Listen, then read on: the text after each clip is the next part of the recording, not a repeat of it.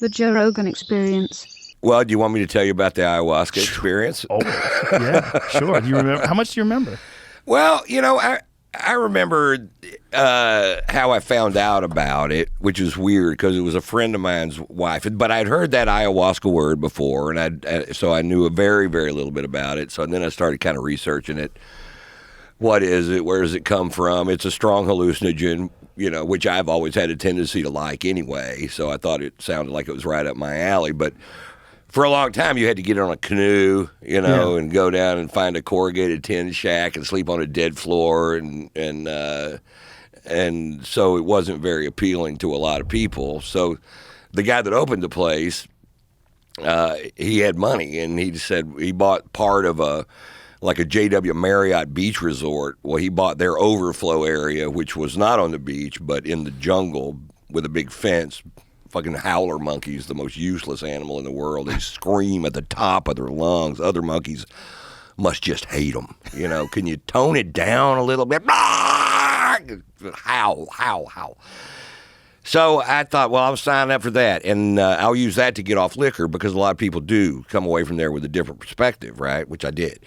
And but then was honest with them about how much I drank, and they go, "Oh no, you can't come here. We don't want you coming here and getting into DTs. We're not a detox facility, and we're not set up for it.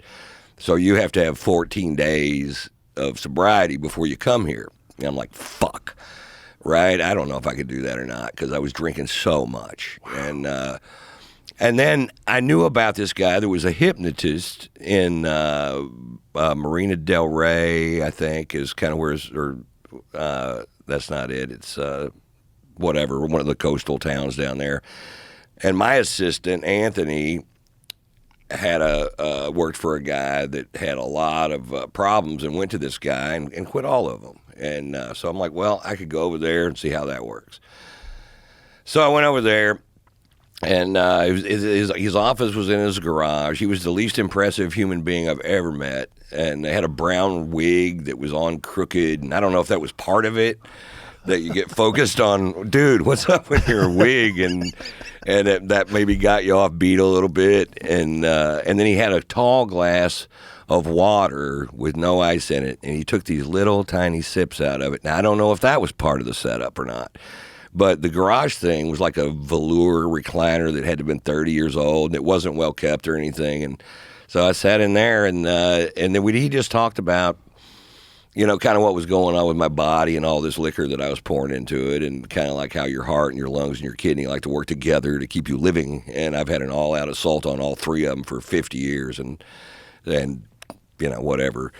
And so he got through with the first session, and he would put me under, and I would go under, that's for sure, and because he would have to snap me out of it. And I was just sitting there conscious of everything he was saying, but in a whatever hypnotic state, for sure. So he was good at that. And obviously it was kind of weird because he said, imagine you're on the 22nd floor of a building, and you're getting on the elevator. And it's kind of weird because I live on the 22nd floor of a building. He didn't know that, but odd. And so I finished the first session. He says, "Okay, don't quit drinking." I'm like, "Great. I like this program." So I came back, and I thought maybe it was 4 sessions over a period of a month, and so but after the second one, I quit drinking, and I was just waiting for the shoe to fall. I was waiting to start getting sick off of not drinking, and it didn't happen, and it really didn't bother me not to drink, and it was set up for as soon as I was finished with that, I'd go straight to South or whatever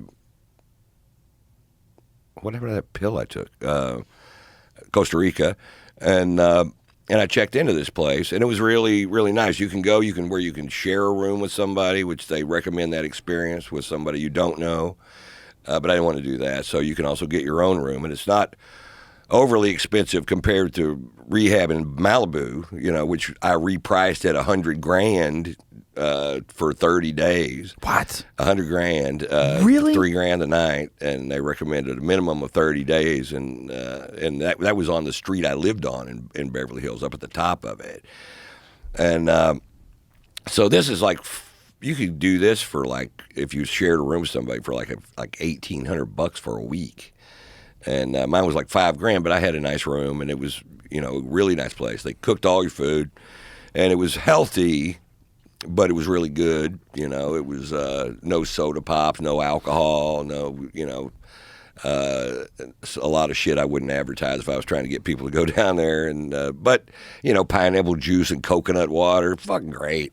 And so you get down there, and you had a group of about 50 people, I think, was in our group that were, and everybody has their own room, but then there's this one space where everybody gets together for this experience of ayahuasca. So there's 50 mattresses on the floor that have really nice sheets and pillows and blankets, and they're on the floor, and it's very ceremonial in that there's a shaman that looks like a shaman, feathers and shit, and you stand in line with your little cup, and he gives you a cup of this mud, awful tasting stuff.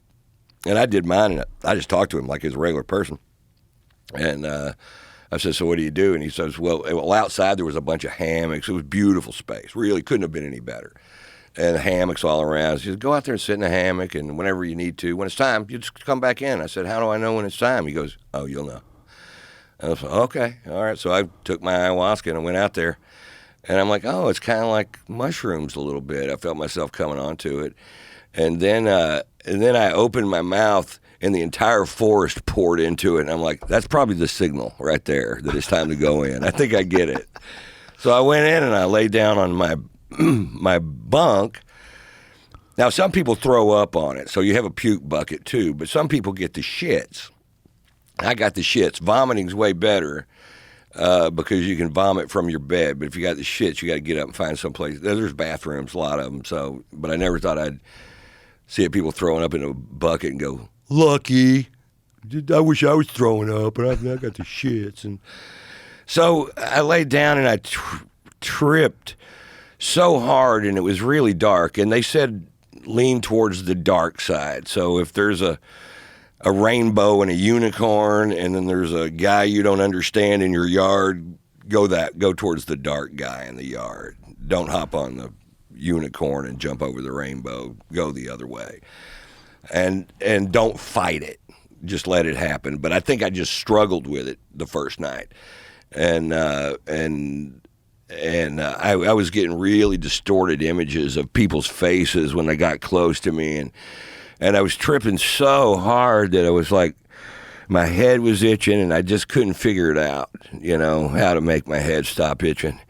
And I thought about scratching it, but I wasn't exactly sure how to use my hands anymore.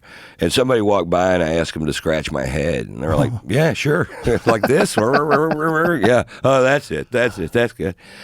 And I really thought towards the end of that I wouldn't do it again, because I just didn't see the benefit of it. It scared me. It didn't scare me, but it wasn't pleasant at all. Like it wasn't like mushrooms, and it wasn't like acid. To me, it wasn't. And you could almost see somebody's skull when they were too close to you, and I was just wanting it to be over.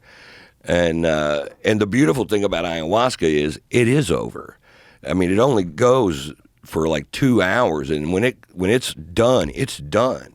And so they time it so you can do more. You can do all you want, but not past a certain point. And then it's at one point they turn on the lights and go, good morning, and it's over. You can't just go home, go back to your room and go to sleep real fast, but it's over. All those things are gone. It gets out of your system completely, so fast. And then there's music, there's live band, or people in congos and guitars and shit. So it's funky. And some people, even while I was in my wildest point of this trip, they were up just dancing around the room. I'm like, Jesus Christ, how are you doing this? I don't understand. And so I thought, I think that's about enough, right? And then by the next day, once I got out of it, and then people were kind of sit around and share their experiences and whatever, and I was into the whole thing, and I was really trying to surrender myself to the experience. I was trying to do what they were asking me to do, and get the whole ride. And so the next night I went in, and it was a different shaman every night, and he gave me about half a cup. And I said, the other person gave me a whole cup of this. And he said, yeah, the mother ayahuasca said to give you the night off and tone it down for you. And I don't know if he talked to the other guy, and I don't know why he said that. But so I took that dose, and I went outside, and I sat and I noticed it had been a while, and it started coming on to me, and I just felt this overpouring of love. I mean, it was just amazing for everything. I felt it just filling my body with just love and happiness. And so that night, I was really just digging on the music, got up and danced. Everybody wears white, and I didn't know why at first, but that's so they can't see you. They can see you sneaking off to your room to get some smokes, because they busted me doing that the first night. I was like trying to creep away. I'm like, I didn't know you could smoke out here, but so that was great, and afterwards, I really felt a just deep connection to the whole place.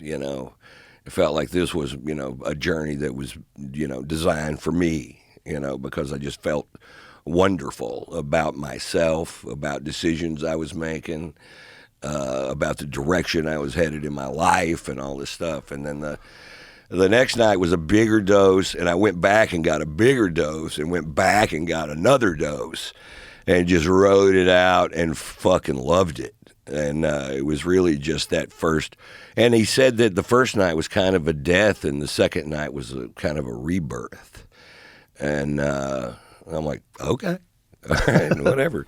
So the last night, you started at like 7, I think, and it's over at 12:30. That experience, and then the last night, you start at 5, and it goes till 10 o'clock the next day.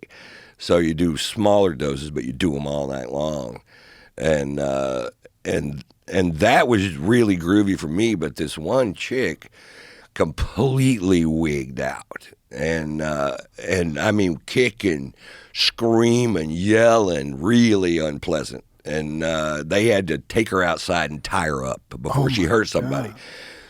And I thought, why aren't these guys wigging out over this? Because I am. Because it looked like she was going to hurt somebody or hurt herself, and they were having a hard time controlling her. And she didn't even know that it was an ayahuasca place. She thought it was a yoga place, and her husband signed her up for it. Now, she had done ayahuasca 3 other nights and was fine, but this time she just fucking lost it. And so they took her outside, and they just bound her up, and they stayed with her.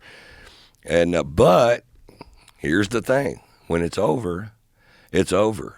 And even though everybody was really concerned about her, she came back in with the biggest smile on her face.